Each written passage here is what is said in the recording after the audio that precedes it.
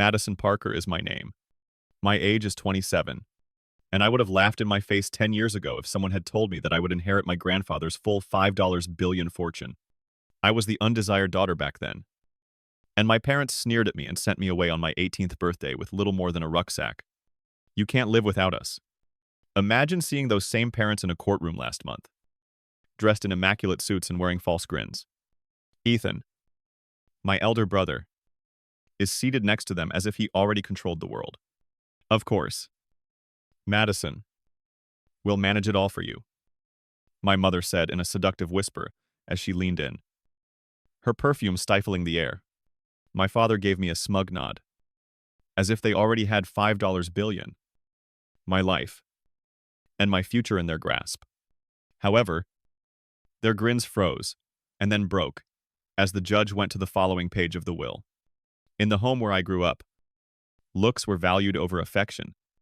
Richard and Diane Parker, my parents, were by no means impoverished. Dad worked at a logistics company as a regional executive. Mom was the kind of person who loved neighborhood rumors and cocktail parties. However, the rot would be visible if you peered behind the well-preserved grins. The only kid they cherished was the one that matched their ideal. Ethan, my brother, was that youngster? My parents would display him at dinner parties. He was the football star, the golden kid, straight, and a student. Each of his triumphs was celebrated with his family. Dad popped champagne after Ethan was admitted to his desired college. Mom shrugged and said, "That's cute, but it won't pay the bills." I wasn't rebellious when I wrote a short tale that won a local prize. I wasn't violating the law or sneaking away. I just wasn't like that. I preferred calm evenings over boisterous gatherings, art over sports, and books over automobiles. I was labeled tough for it. My father's jaw tensed when I questioned why Ethan had a brand new automobile at 16 while I was relying on friends for trips. It's not fair in life. Learn your place.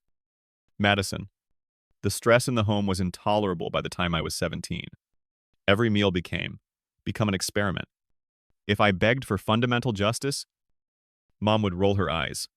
Across the table, Ethan would smile while twirling his vehicle keys and reveling in his invincibility.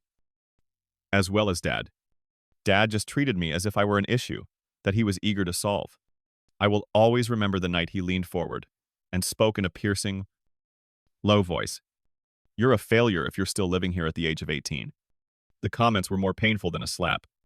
There was nothing else I could do. So I laughed. But I was breaking on the inside. And they fulfilled their promise when my 18th birthday came around. It wasn't a silent rejection. It was a show. Ethan was relaxing on the sofa like it was a performance when Mom summoned me into the living room. Dad held an envelope and stood tall. He remarked icily, "We've decided it's time you learn responsibility. No more funding. No more assistance. You're alone." There was nothing in the envelope. Just a symbolic sign that they were done with me. No safety net. No check. I packed as much as I could into a sketchbook. My phone. 2 changes of clothing and a bag. Mom's sweet but ruthless voice echoed as I paused at the door. "Sweetheart, don't worry. One day, you'll thank us." In the back seat of my old automobile, I slept that night and stared at the ceiling, wondering how my life had fallen apart so totally. Ethan shared pictures from his fraternity party on social media while grinning, while holding a brand new MacBook that his father had purchased for him. The only person who stayed with me was William Parker, my grandpa. He fed me, let me stay on his sofa when I had nowhere else to go, and welcomed me over on the weekends. He never mentioned my parents much, but I could tell he knew the truth because of the way his eyes clouded when their names were spoken. He eventually grew to be a better father to me than my own ever was. After I left home, the years merged into a fog of survival. I made enough money to rent a shoebox flat, worked part-time jobs, and studied when I could. It was mine, even if it wasn't flashy. The only member of my family who never abandoned me was my grandpa, William Parker. When he believed I wasn't looking, he would give me groceries money, squeeze my palm firmly to remember me, to invite me around for Sunday meals. You underestimate your strength. Madison. Thus, the call knocked the wind out of my lungs. Grandpa had left. Some stupid part of me thought he would outlive us all, even though I knew he had been ill for a long time. Unwavering, steadfast, and stubborn. It was like losing the last anchor I had when I lost him. The days after his passing were hazy. I didn't have any expectations of the estate.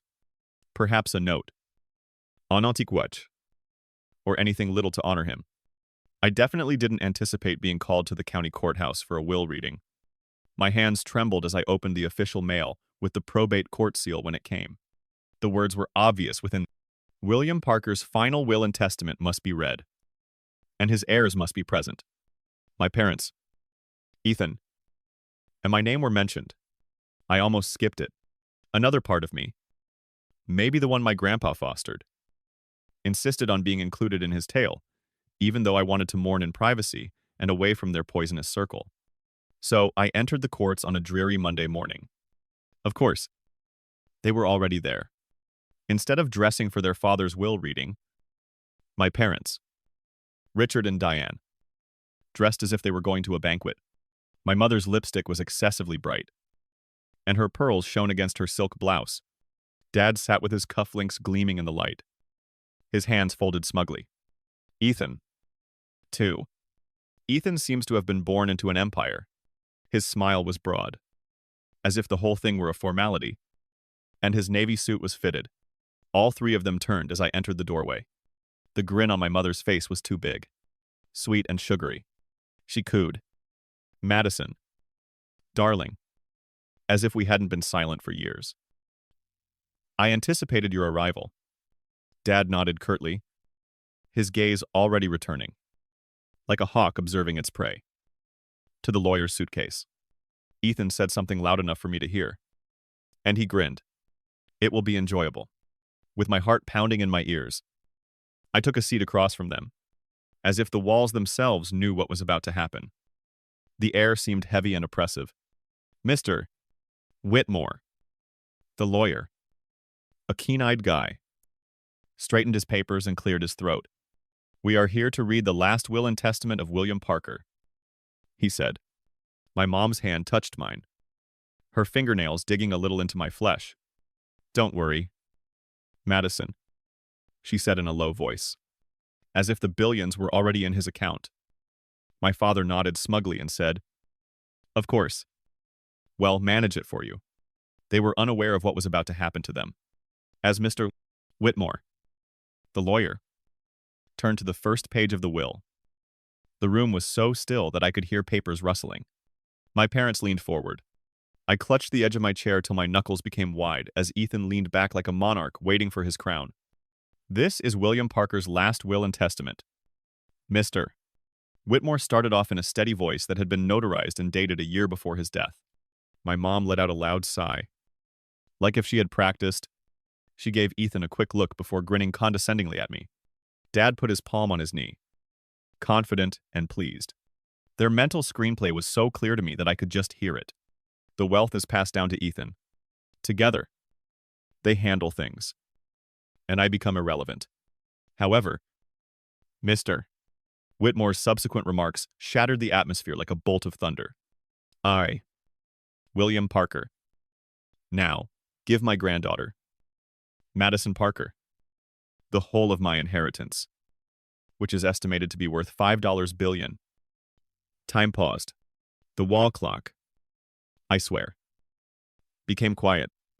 There was no movement for a heartbeat. My parents' features cracked like porcelain masks as they froze in the middle of grinning.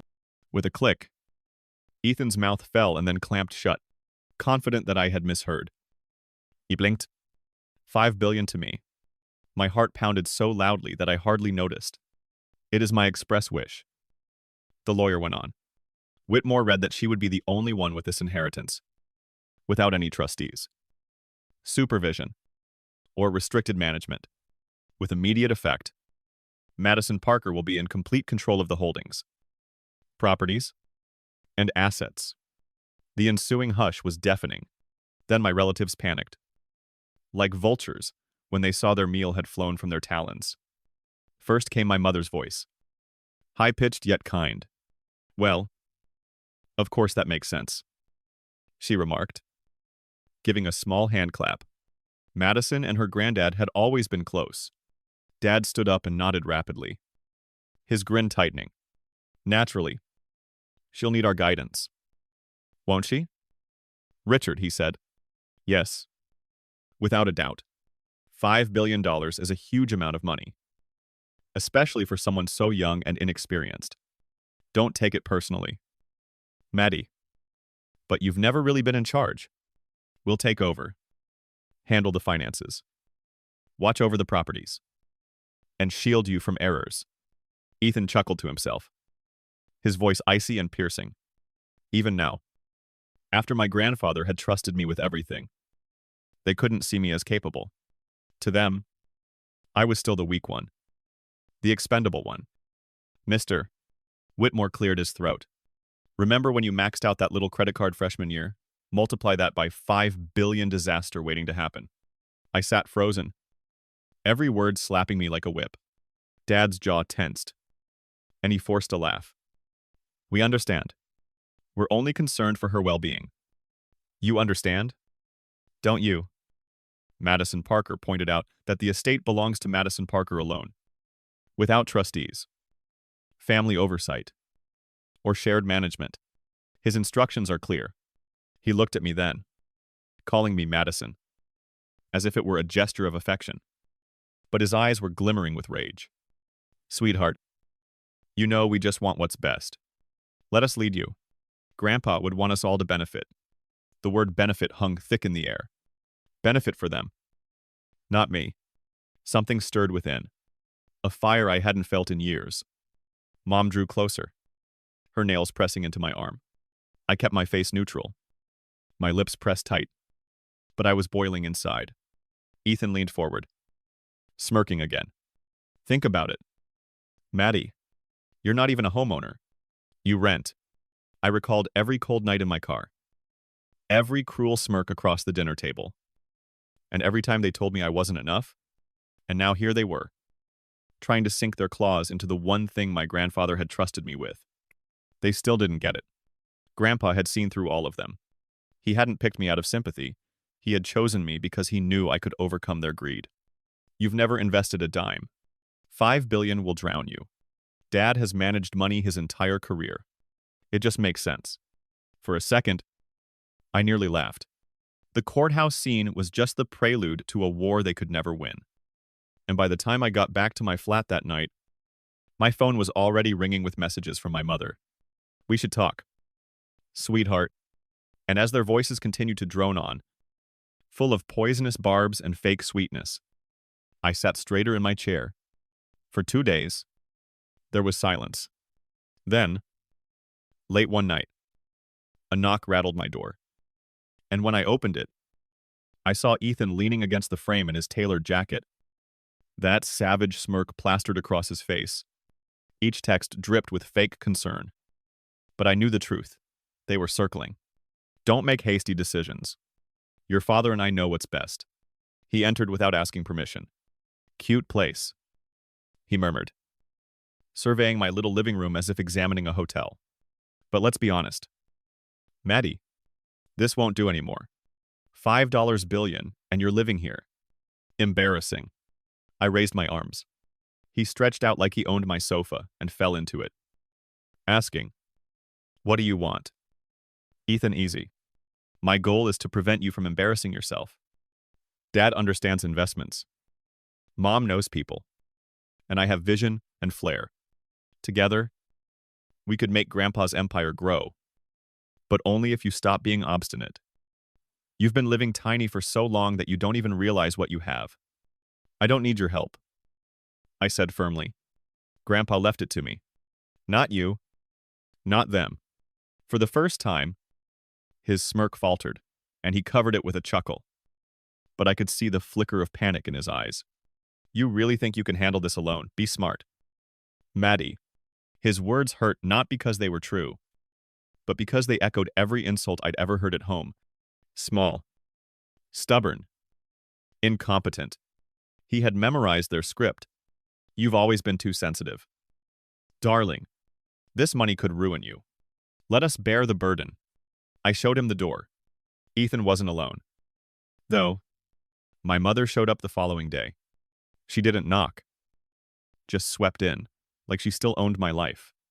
She sat on a chair, smoothing her skirt, her voice syrupy.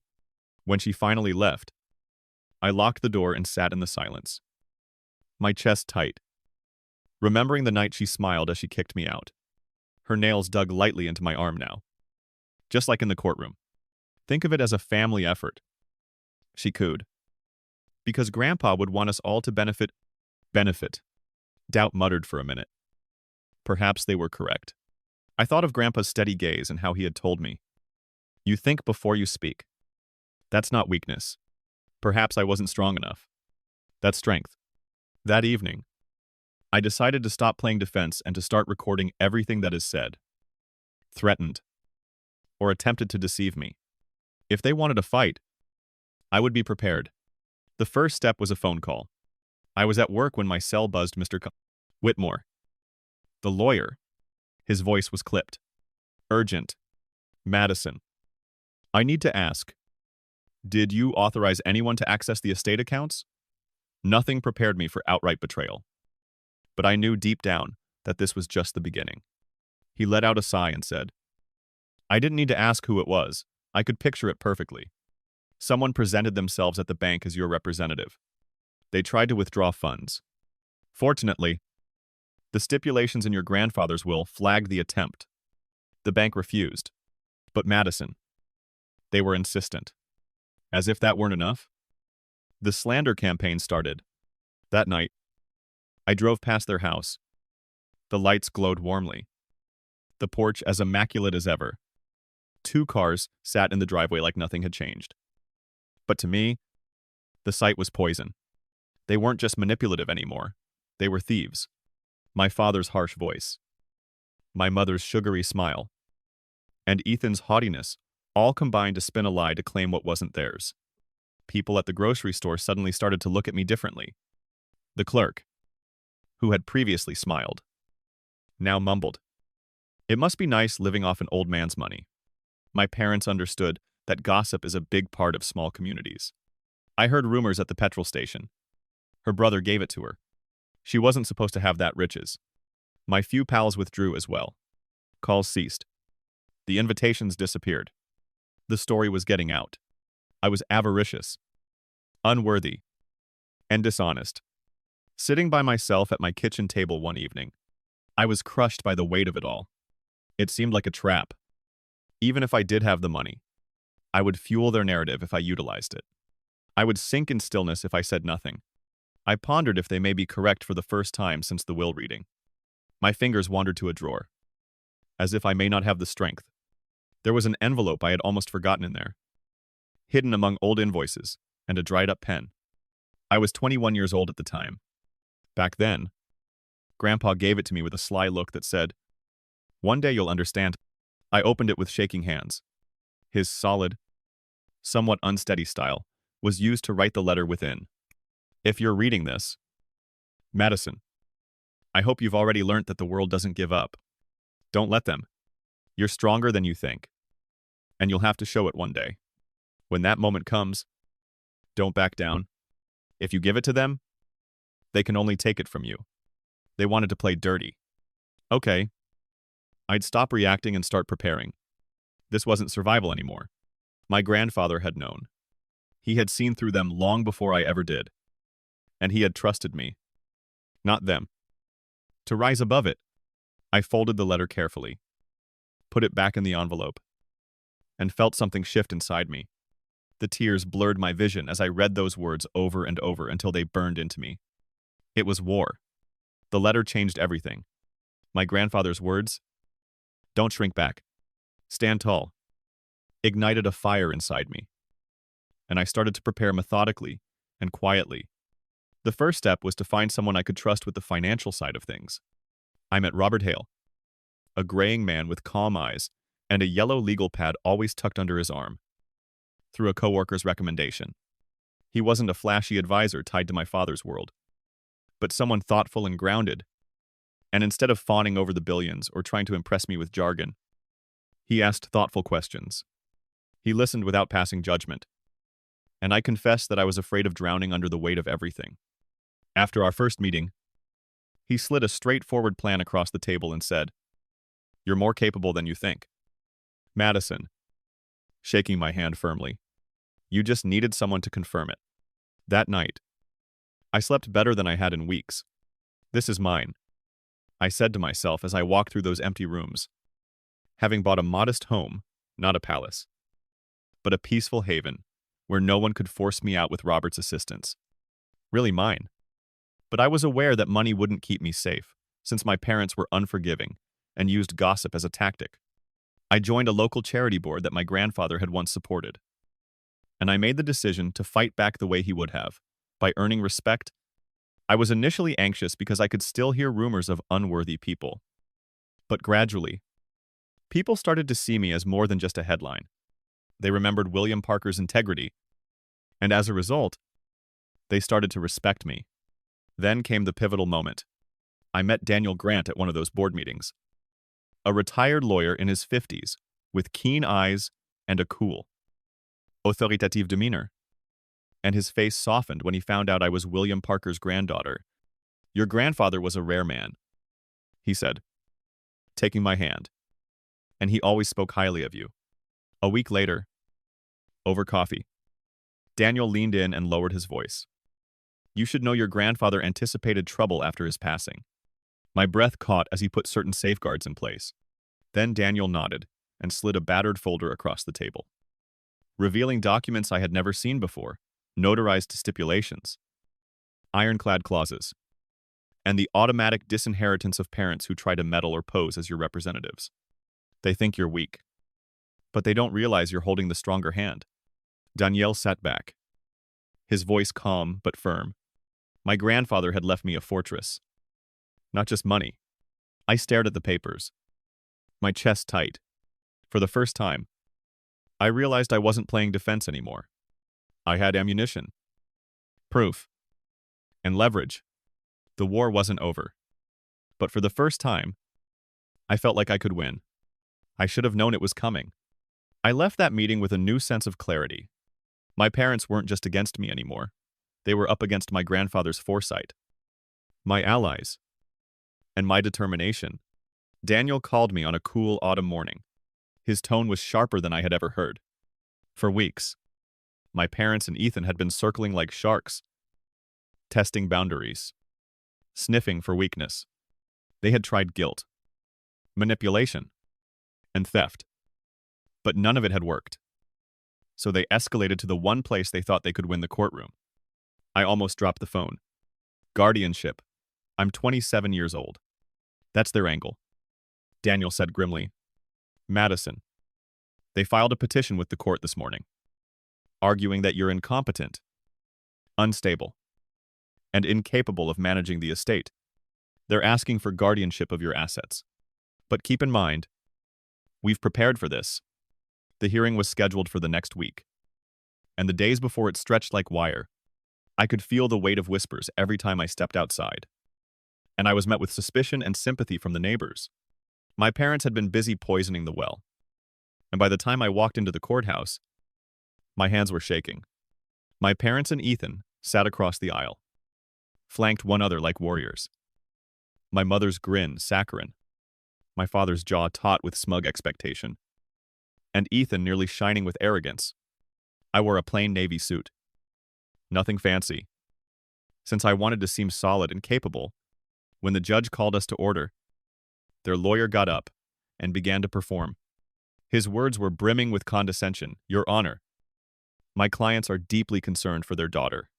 While they grieve the loss of William Parker, they cannot ignore the risk of handing a $5 billion estate to someone as inexperienced and impulsive as Madison. She has a history of poor decision-making, no assets of her own prior to this inheritance, and no history of financial management. Her parents are prosperous, well-established people, so it seems sense that they would take over to protect the estate." Ethan nodded gravely at each phrase, as if it had been rehearsed. My mother pretended to be upset as she wiped her eyes with a handkerchief. With a serious expression, my father turned to face the judge. They believed that since it was theater, the audience would like it. Then Daniel got up. He took his time. He spoke in a calm, purposeful tone. This is not a matter of competency, Your Honor. It has to do with greed. He presented each piece of data as if it were a hammer strike. The bank's faked effort. Ethan mocked my abilities to manage the money in condescending text messages. Letters from my parents suggesting that I transfer assets into their accounts in order to split the inheritance. The provisions of my grandfather's will were clear, unchangeable, and notarized. I was the only one allowed to administer the estate. With every revelation, the courtroom became more silent. My parents' confidence crumbled when they moved in their chairs. As Daniel displayed one of Ethan's messages onto the screen, his smugness wavered. Maddie, you'll drown in $5 billion. Let Dad have it. Please. Then Daniel struck the last blow. He raised a battered leather notepad with ragged corners. William Parker personally trusted me with this. His scribbled notes, worries, and vision are all included inside. He had foreseen this very moment. Let me read you a text. His voice firm as he recited. He turned to the last page. It will be sufficient evidence of my decision to choose Madison if they try to steal what is not theirs. She has resisted their abuse, overcome their disregard, and shown herself to be more resilient than they could have ever guessed. She is the only owner of my estate. Those who expelled her are not to share it. Like a verdict before a judgment. The words reverberated around the room. I saw my father's hands locked on the table. My mother's fingers stopped mid-clutch of pearls. And my mother looking pale. Ethan's jaw was clenched as his gaze shot to the ground. The judge's face was inscrutable as she leaned forward. The petition is denied. The estate is still under Madison Parker's sole control. This court warns the petitioners against any further attempts to undermine the explicit wishes of the deceased. This matter is closed, she declared in a clear and decisive voice. Less than an hour passed, but it seemed like a lifetime. My parents' facade fell apart as the gavel hit. With her voice quivering with phony warmth, my mother turned to face me. You have no idea how much strain this island is under. My love, all we wanted to do was keep you safe. I was more composed than I had been in years. No. Your goal was self-defense. Grandpa was aware of it. And now, so does everyone else. Her hand flicked up and down in midair. My father was unable to look me in the eyes and murmured something beneath his breath. With his shoes tapping against the marble floor like bullets, Ethan raced forward. With the burden of years gone, I left the courtroom with a confident demeanor. I wasn't the scapegoat, the failure, or the outsider for the first time. My grandpa had selected me as his successor. And I was the one thing my parents would never be able to control again. One fact, however, blazed in my chest as I walked out into the sunshine. It wasn't over yet. The court case was won. Yes. But I was prepared for the consequences. The ruined reputations. And the broken relationships, which were only just getting started. The legal struggle may have come to an end with the decision. But the fallout was gradual. Like dominoes toppling one after another. My parents had walked into that courtroom with the confidence that they could change the world. Just as they had changed me when I was a child. Their petition had been denied. But the judge's decision had done more. The masks they had worn for decades had been torn away by it. It began modestly. All of a sudden, my mother's group at the country clubs became chilly. Conversations were quiet as she walked in. Although before she was the queen of gossip and brunches, I overheard acquaintances whispering. How cruelly they abused Madison was unknown to us. It is shameful. Even she was unable to conceal her embarrassment as she attempted to dismiss it with brittle grins. My dad didn't do much better. Like wildfire, word of the court case spread across his organization. Customers who had previously relied on his financial knowledge started to turn away. Meetings were called off. I eventually found out that he had been urged to retire early. The forced departure was a devastating blow to a guy whose whole identity was encapsulated in professional power. The sharpest fall was Ethan's. Oh. Ethan, being the favored son, the heir father. And the golden kid had been the foundation of his whole social standing. However, his partner left him once the court revealed the attempted fraud and those smug messages. exposing him for what he really was entitled. Conceited and hollow, party invitations stopped coming in. I soon learnt that he had returned to live with our parents. Three shattered egos living together and stoking each other's resentment. In the meanwhile, my universe grew in ways I never would have thought possible. I immersed myself in my profession and in issues that were important to my grandpa. As the nonprofit board expanded, I started to take on more leadership responsibilities. People started looking for my voice for the first time. Not to ignore it, but to pay attention. Regard, not conditional regard. Nor reluctance. I made cautious investments by adhering to Robert's methodical strategy. My house evolved from a place of refuge. It proved that I could never be thrown out again. I was reminded of my progress with each key I inserted into the lock. The most striking moment, however, came in silence. I drove by my parents' home one evening. It was the same house from which I had been banished on my 18th birthday. The porch light was turned on, but the paint was flaking. The shutters were discolored, and the yard was messy. Like the individuals within, it seemed worn out and exhausted. As I parked across the street, I was overcome with recollections. The years of derision, the incessant comparisons to Ethan, the night they staged my banishment. That home has stood as a testament to my failure for so long. But suddenly, all I could feel was clarity. I hadn't been ruined by them. I had been fashioned by them. I mumbled phrases I had never dared to say before as I rolled down the window and felt the chilly night air on my face. Grandpa was correct. I choose my own value. The home, the ghosts, and the influence they used to have over me were all gone as I put the vehicle in drive and drove off.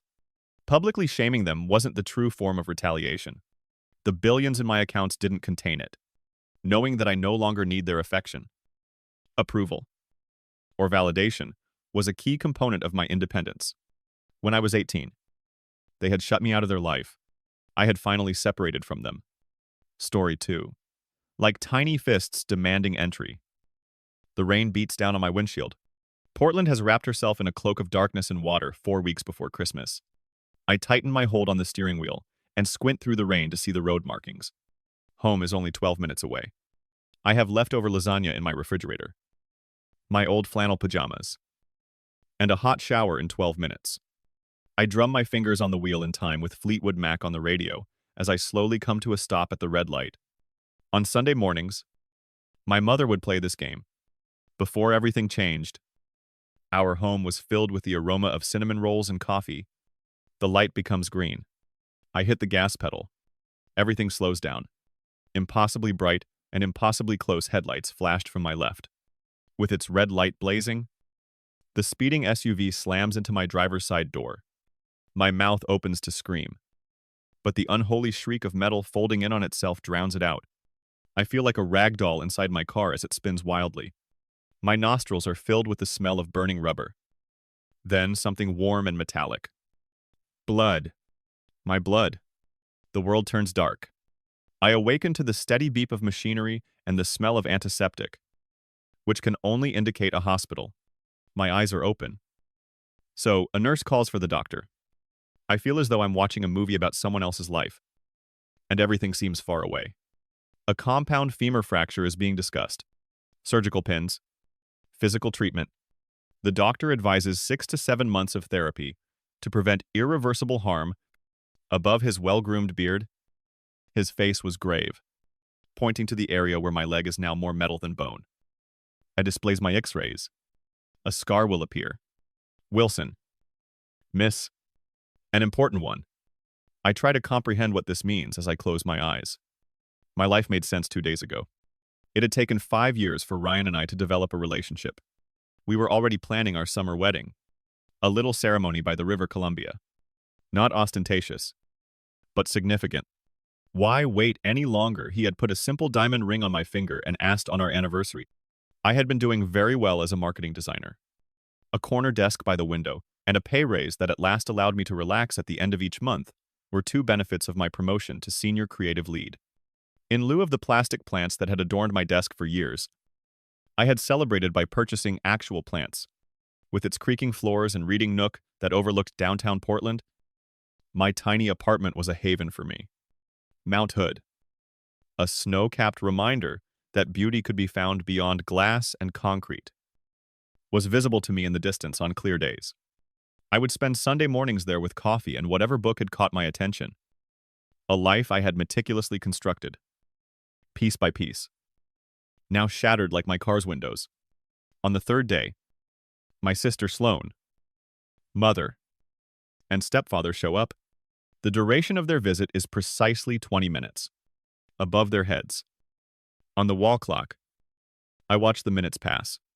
They clumsily stand around my bed and inquire about the weather, the hospital food, and how well I'm being treated by the nurses.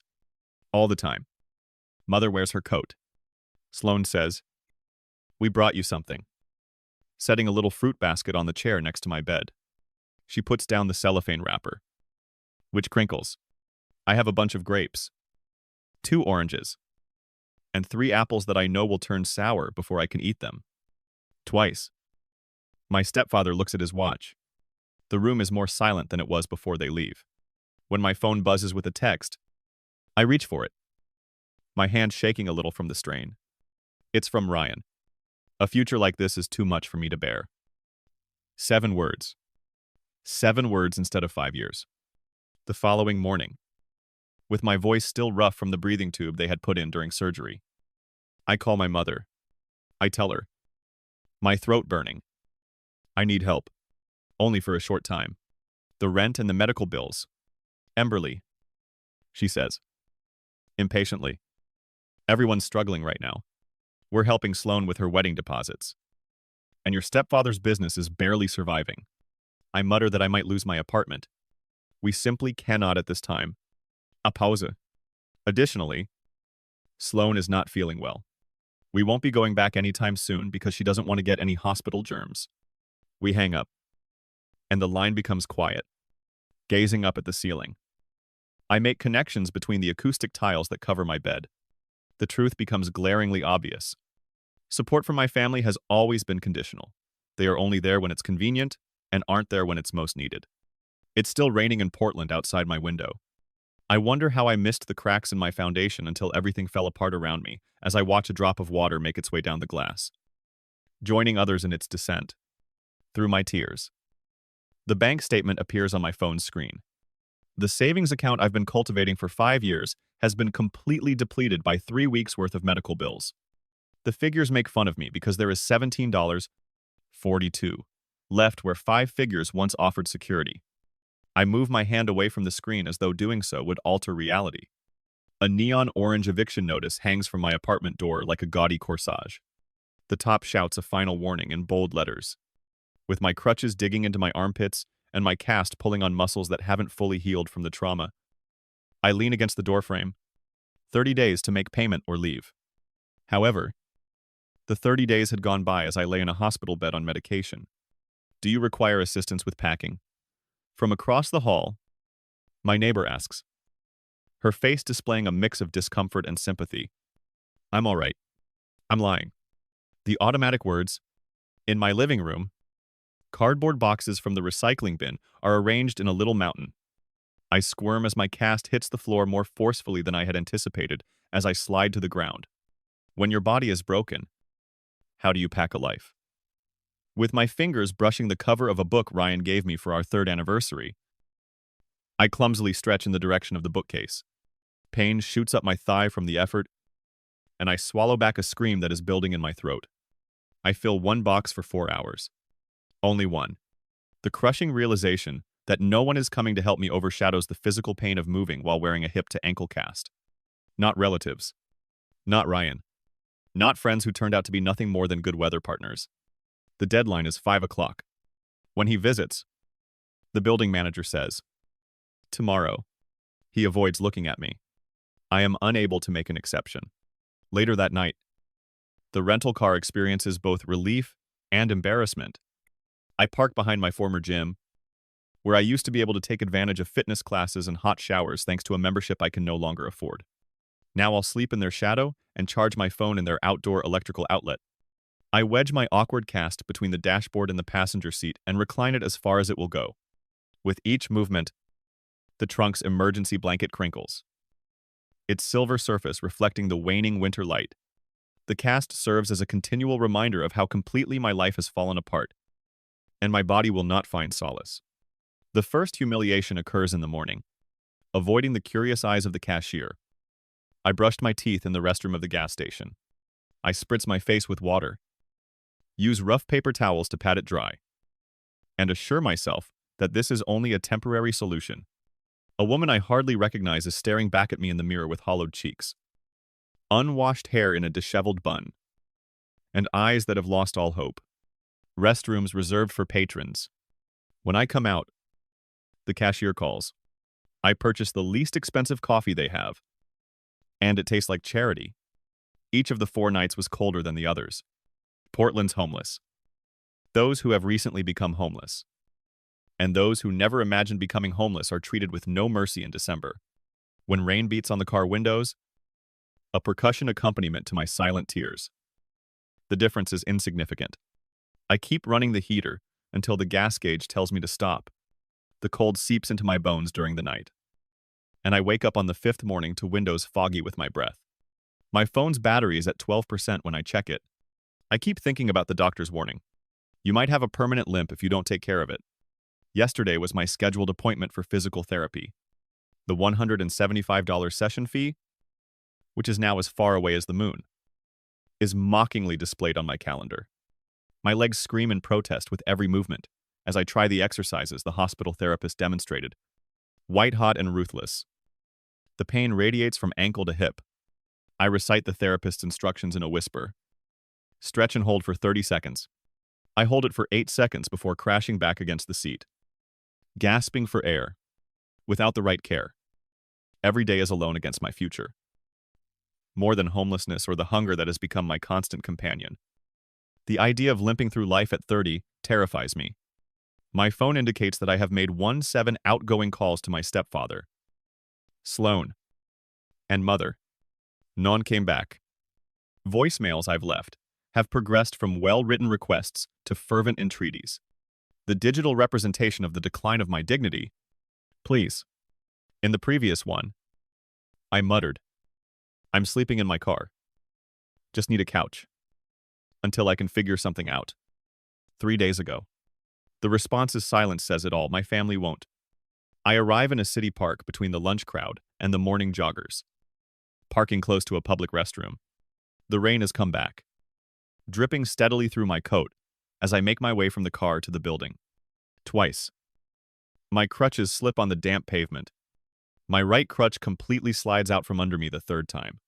Shockwaves travel through my broken leg as I fall hard. In agony. The world goes white. Rain collects around my face and soaks through my clothes as the chilly pavement presses against my cheek.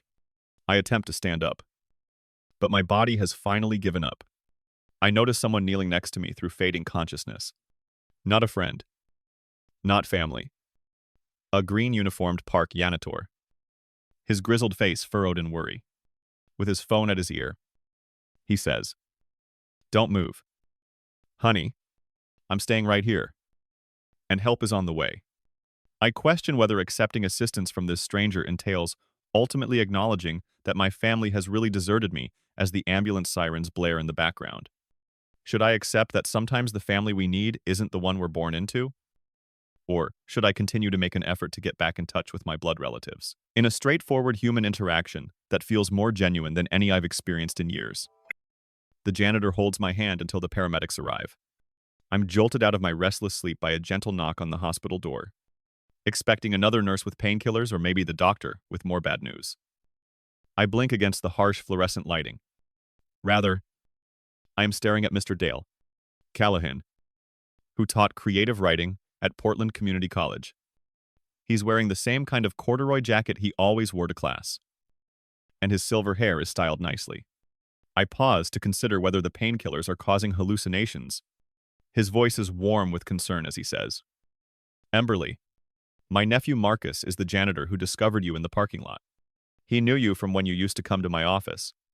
Mr. Callahan approaches, his hands fumbling with his messenger bag's leather strap. He explained what had transpired. I turn my face away. The pain radiating from my leg, not nearly as strong as the shame burning through me. I whisper, the lie still stinging my tongue. I'm fine. You had a compound fracture and were sleeping in your car. His tone is one of quiet confidence rather than judgment. By all means. That is not fine. I'm not in need. Above our garage is a loft that my wife and I occupy. Gently, he interrupts. Despite its small size, it has a kitchenette and bathroom. You will be released tomorrow. According to the doctor, until you get back on your feet. It's yours. I open my mouth to say no out of pride. But reality shuts it again. Empty savings account. Unanswered calls to relatives. Eviction notice. Mr. Callahan puts his bag down and moves a chair closer to my bed. Presumably, sensing the struggle on my face. Emberly. Everyone needs assistance occasionally. This is humanity. Not charity. His expression of relief when I nod makes me question who is assisting whom. Physical therapy rehabilitation was called by the doctor. Torture would be a more truthful term. I grit my teeth and perform exercises that make my leg burn twice a week. Diane, my physical therapist, is always smiling while challenging me. She says, "One more rep." For what seems like the 10th time, I am unable to. Sweat drenches my t-shirt as I gasp. With an unwavering smile, she responds, "You can and you will. A lifetime of discomfort and restricted movement is the alternative." Behind my closed eyelids. The accident replays in Technicolor at night. I can hear the headlights flash, the metal shriek, and the warm trickle of blood running down my face. My heart thuds against my ribs as if it's trying to get out, and I wake up gasping for air. The loft stairs turn into my own version of Mount Everest. When I try them by myself for the first time, I fall backward on the third step and hit my tailbone hard. My crutch slips on the edge the second time, and I just manage to catch myself on the railing. The third time, I drag the useless leg behind me like dead weight and crawl up on my hands and one good knee. Every night. Mrs. Callahan brings up dinner and places the tray on the little table near the window. When I try to object, she insists. Just until you can manage the stairs. Instead, I push the words through the knot in my throat and say, "Thank you." I give myself precisely 10 minutes every night after they've gone to bed to cry. To feel sorry for myself. And to question whether I'll ever be whole again. After wiping my face, I inhale deeply and make a self-promise that tomorrow will be better than today. A folded piece of construction paper shows up on my pillow one afternoon. When you open it, you see a crayon drawing of a woman wearing a flowing cape and a purple cast. Carefully placed block letters across the top read, "Emberly. Stronger than steel. Mr. I guess Aiden. Callahan's 4-year-old son. Left it while I was taking a shower. It's the first thing I see every morning when I prop it up against the lamp on my nightstand. I've been here 3 weeks. And even though I'm exhausted, I can't seem to get any sleep. Since the accident, I've mostly stopped scrolling through social media. Since that heartbreaking text message, Ryan has never gotten in touch with me. Mid-scroll, my thumb freezes. There he is on a Maui beach. Grinning and tanned. A small blonde in a red bikini has his arm around her. 2 weeks after he told me he couldn't handle a future like this. The post's date is precisely 16 days after my accident. I tap the message icon for Tara, the only friend who still checks in frequently, and my finger shakes. Were you aware of this? I attach a screenshot as I type. The answer is almost instantaneous. Before your accident. Honey. He was already seeing her. I assumed you were aware. After slipping out of my grasp, the phone bounces on the bed before slipping to the ground. It should hurt more than it does because of the betrayal. I wait for the tears to stop. I feel a strange clarity instead. As if I've been squinting for years, and am finally wearing glasses. Ryan's desertion. My family's absence. Perfect. Terrible clarity. Crystallizes the pattern. Convenience had always been the determining factor in my value to them. They just left me when I became needy. Broken. Or inconvenient. I open my laptop the following morning and discover a free online course on web design. I have an advantage because of my design experience. and I can spend hours immersed in HTML and CSS. I start watching tutorials on making responsive layouts when my leg hurts too much to focus. I finish my first paid project, a straightforward logo for a nearby bakery. 2 weeks later, I look at the screen in shock when the PayPal notification indicates that $70 has been credited to my account. I took this broken body and this borrowed room and turned it into something useful. I told some coworkers that you do web design. Mr. Callahan says one morning at breakfast. Across the table, he slides a list of names and email addresses. All of them are small business owners in need of assistance with their internet visibility. I send emails to everyone on the list that afternoon. 3 have responded with interest by the evening. For the first time in months, I give myself a genuine smile when I see that I've saved up enough money for my next physical therapy session without having to use my shrinking emergency fund. The loft's corner becomes a temporary workspace. On a tiny desk is my laptop. I was carried upstairs by Mr. Daughter. Callahan. I affix design inspiration and color swatches to a wall corkboard. I make templates to help me work more efficiently and set my prices at $150 for a small website. I check my email one last time before ending the day, as the loft is illuminated by golden light from the sunset. I have a new message in my inbox asking for a contract web designer for projects that are due every 3 months. With the last of the daylight filtering through the window and the glow from my screen blending together, I open the email and start reading. Tomorrow appears to be more than just something to endure for the first time since the accident. It appears to be something to expect. My anchor is the morning ritual. I'm already up, stretching my legs across the bed, working through the therapy exercises that have become as natural to me as breathing. Before the sun even thinks about illuminating Portland's winter sky. Rotate, bend, and extend. Every movement still causes pain in my thigh. But it's less intense now, and sounds more like an echo than a scream. I'm seated at my temporary desk in the corner of Mr. Thames. Coffee steaming next to my laptop. Potterette. Callahan's garage loft. Learning new design software. Coding methods. And marketing strategies takes up the first hour. Time is the only resource that knowledge costs. And I now have plenty of it. Here, Mister. You're creating something extraordinary. One evening, Callahan tells me while pointing to my expanding portfolio on my computer screen. The majority would still be moping. I still cry into my pillow on some nights. But I don't tell him about it. Rather, I show him my newly launched website, which features all of my work, with each project carefully categorized and every design choice recorded. Deliberate over disparate. Quality over quantity. When the email arrives from Westbrook Industries, a referral from one of Mr. Bideout, Callahan's colleagues, I read it 3 times before believing it. For an impending product launch, their marketing director requires design work. My very first business customer, 2 months of physical therapy are covered by the deposit they send. To celebrate, I decided to get a real desk chair instead of the metal one that folds up and makes my back hurt every night. 6 months after the accident, on a Tuesday, the cream envelope arrives. Sloan and Derek are embossed in silver script across the front of a heavy cardstock piece. The wedding invitation's interior is a work of art, with gold foil, tasteful excess ivory paper, and the words, "Family," is everything curled in exquisite calligraphy along the bottom. The following day, I receive my mother's voicemail. It's Mom. Emberly. In August, your sister will tie the knot. You can put your dramatics aside for a day. Surely. Her tone softens with practiced concern after a pause. Everyone wants to know how you're doing. You're not there. And it doesn't look right. As I prepare my answer, the words "it doesn't look right" keep repeating in my mind. Not because we want you there, or because we miss you. Just a concern for appearances.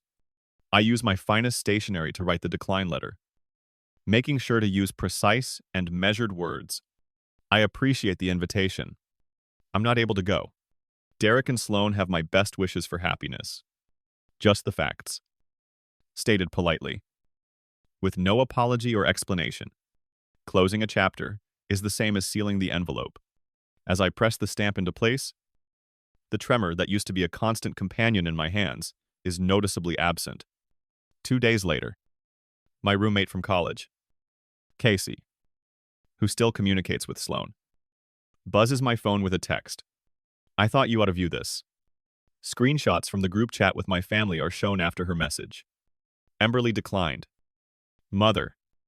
Being so self-centered, typical Sloan. Everything revolves around her. We'd rather not have the drama. Stepfather.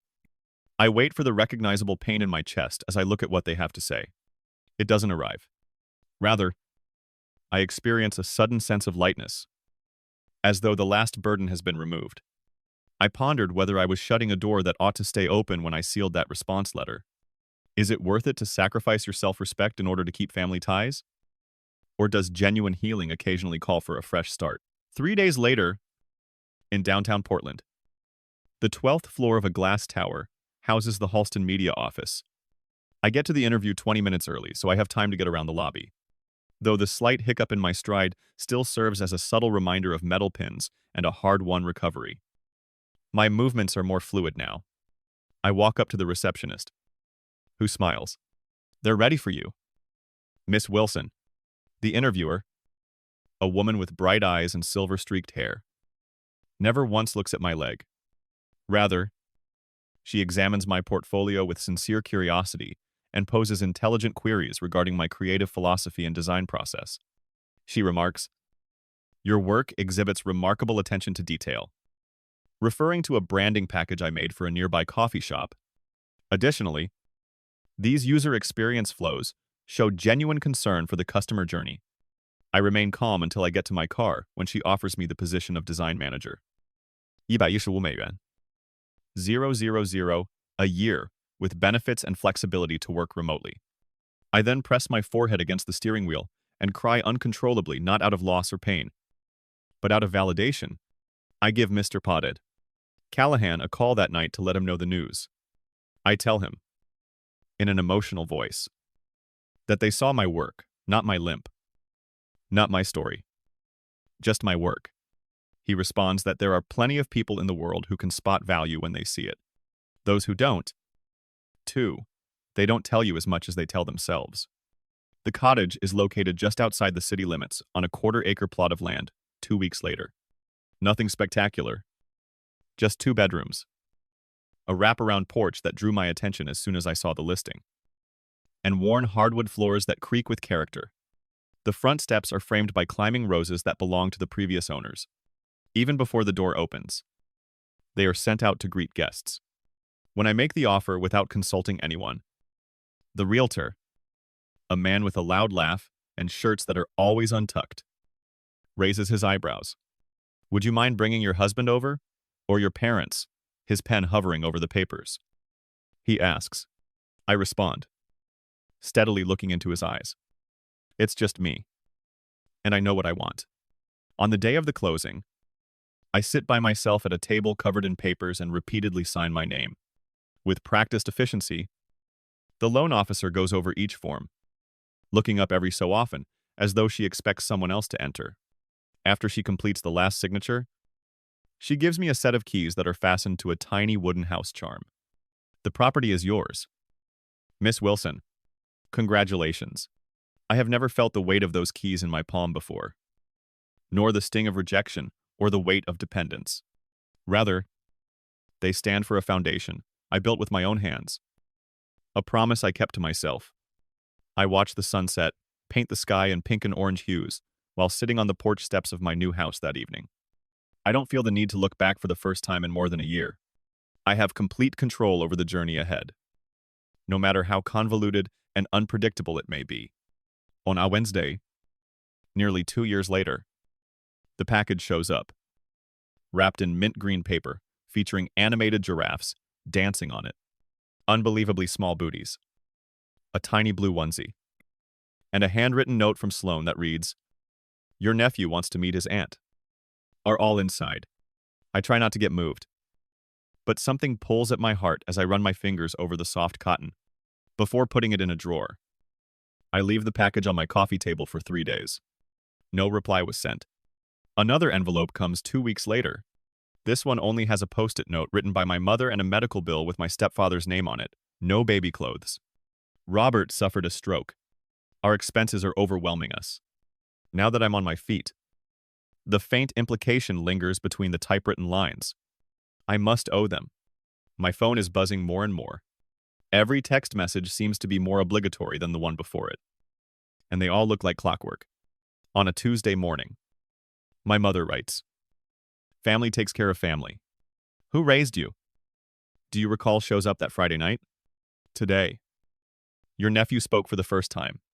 Aunt should have been the one. The next week." Sloan adds, "A silver sedan pulls into my driveway 3 days after I've just finished watering the ferns on my front porch. When my mother leaves the house, she appears older than I recall, and has grayer hair than brown. In the afternoon sunlight, she is wearing her church attire, which includes a cream-colored blouse, sensible tan slacks, and a gold cross necklace. She saves this outfit for crucial negotiations. Without waiting for an invitation, she calls Emberly and climbs up my porch steps. What a beautiful house. I don't ask her to come in. Rather, I stand where I am. I can still hold onto the watering in my right hand. You're here. But why is a mother unable to see her daughter? She tries to smile, but it falls short of her eyes. You are missed. Ever since his stroke, Robert has been requesting you. Instead of the anxiety her presence would have caused a year ago, a calmness descends upon me. When I was sleeping in my car with a broken leg, I needed you. Her face wavers. We were unaware. While you were too busy to take my calls, I nearly lost my leg. She seems to be more uneasy when I speak steadily than when I yell. Mother. 17 calls. None came back. We thought, you've always been so self-sufficient. What was convenient for you was what you thought. I placed the watering can on the railing of the porch. In all honesty, you never came through for me unless it was advantageous to you in some way. Eyes darting past me to look through my front windows. She protests. That's not fair. We are related. I had a compound femur fracture that December love, and my family wouldn't have allowed me to sleep in a car. She lets out a loud sigh. Do you still think about that, Emberly? It's been nearly 2 years. Humans are fallible. We stand in silence as 2 robins land on my front lawn and begin pecking at the grass. I've practiced this moment innumerable times. But now that it's here, I'm just exhausted. The next Monday, I sit across from lawyer Joanna Faulkner, whose office smells of old books and lemon polish. As she slides papers across her desk, she explains, "You certainly have the right to a formal no-contact letter. Any subsequent attempts to contact someone after they have been served by certified mail may be considered harassment, and they are unable to dispute it," hovering my pen over the signature line. I ask, "The law is on your side, but they can argue about anything." Behind tortoiseshell glasses, her eyes are gentle. This is about setting limits that they have shown they are unable to adhere to, not about disowning them. With a steady hand, I sign my name, giving permission for letters to be sent to Sloan, my mother, and my stepfather. With every pen stroke, the burden is lifted off my shoulders. My mother's number rings on my phone 3 days later. I answer against my better judgment. Her voice is almost hysterical. "And you are not allowed to legally disown your family. What will the people at church think of us? We're blood." To my surprise, I respond calmly, "I'm not disowning you. I'm defending myself." I routinely turn off notifications after I hang up and forward my mail to a P.O. box and disable their accounts on every social media network. It feels like closing a chapter of my life that no longer serves me when I make the last click of the block button. I watch fireflies blink in the encroaching dusk while sitting by myself on my porch swing that evening. The cicadas' evening chorus is matched by the faint creak of the chains above my head. I breathe deeply for the first time in months, free of the constriction in my chest that used to come with thinking about family. Silence reigns for 3 months. After my stepfather passed away, I received a condolence card from a distant cousin. I was removed from the will. According to the note, even I'm surprised by my response when my friend Marcella calls to check on me and ask how I'm handling the news. All right. I wouldn't have spent a dime. A week later, A substantial envelope with Sloane's well-known handwriting spread across the front is delivered. It's a 5-page letter full of hate that ends, "You'll be alone." I write it back to the sender across the front, seal it in a new envelope, and include a second, smaller envelope that is marked for my aunt. 18 years from now. They are both sent back unopened. I've finally given up waiting for the family I was born into to transform into the family I needed. As I stand at my mailbox and watch the postal worker drive off with my returned letters, I've turned into my own foundation without them. On my back deck, I'm adjusting the platter of corn while the aroma of barbecue sauce mixes with the summer air. This area was bare dirt 3 years ago, but now it is an oasis, a living example of perseverance and attention to detail. Tomato plants climb their cages in tidy rows next to peppers and herbs. Do you need assistance with those? Melissa is setting out paper plates in vibrant stacks at the picnic table when she makes the call. Got it covered, I reply, navigating the stairs while holding the tray on my hip.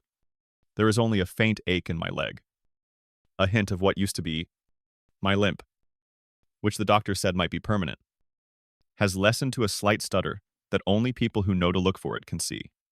I walk through my garden with the assurance of someone who has completely rebuilt herself. From the far corner, where Sam is narrating yet another wild tale from his restaurant kitchen, laughter breaks out. In contrast to the measured, cautious conversations of my childhood home, where words were currencies spent only when necessary, the sound that fills my yard is warm and genuine. My neighbor Eleanor examines a plump red fruit and remarks, "Your tomatoes are putting mine to shame." What's your secret? Answering with a smile and good compost. I know when to cut away what doesn't serve you. She is unaware of the greater truth in the words, "For some things to thrive, others must be pruned." Later, I stand in the hospital hallway where my life broke and reformed. While the sky melts into watercolor hues, the fluorescent lights and the antiseptic odor are the same. But the woman who walks these hallways is different now. With my shoulders squared under my blazer, I walk with confidence. It feels like a circle has been completed when I put the donation check in my purse. Not enough to change the world, but maybe enough to change one world. The way Mr. Callahan changed mine is $5. 000 for the Patient Emergency Fund. I slip down the recovery wing as the administrator leaves to retrieve a receipt. The appearance of room 412 has not changed since I used to spend those terrible evenings gazing up at the ceiling. I use clear tape to secure a small envelope and tap the underside of the bed frame. There was a note inside. Sometimes the people you need the most leave. And sometimes that makes you better off. I wish someone had said these things to me when I believed that being abandoned meant that I was not deserving of love. A staple of my calendar is now the monthly dinner at the Callahans. Candlelight illuminates Margaret's dining room as we pass food, family style, and focus on creating meaningful connections. The conversation flows as naturally as the wine, raising his glass. "Mr. Callahan declares, daring to burn those who don't." Under the table, his wife squeezes my hand. Their college-bound son inquires about my upcoming speaking engagement. The warmth surrounding this table is entirely related to chosen presents and has nothing to do with blood relations. These folks arrived. They keep coming. No scorekeeping. No conditions. After being abandoned, my book is now on bookstore shelves all over the country, with my name above the title on the spine. Creating a life that is uniquely yours. Regarding a printing. The publisher called last week. Every day. Therapists who work with estranged adult children receive speaking requests from community centers, support groups, and conferences. Every room in my house has been painted. New windows have been added to let in more light. And perennials that grow stronger every spring have been planted. The outward expressions of an internal reality. Both creation and destruction are necessary for renewal. I'm swinging on my porch tonight, while the sunset paints the sky in rose and amber strokes. The isolation envelops me like a cozy blanket. Cozy, as opposed to limiting. Calmly alone. But not lonely. I came to the realization that forgiveness does not always equate to reconciliation, as I sat there and watched the light go out. Sometimes it just means embracing the fact that you have complete control over the future, but that the past cannot be altered. If your family had abandoned you during your darkest moment, would you have tried again? Or would you have closed that door to make room for better ones? Like I did.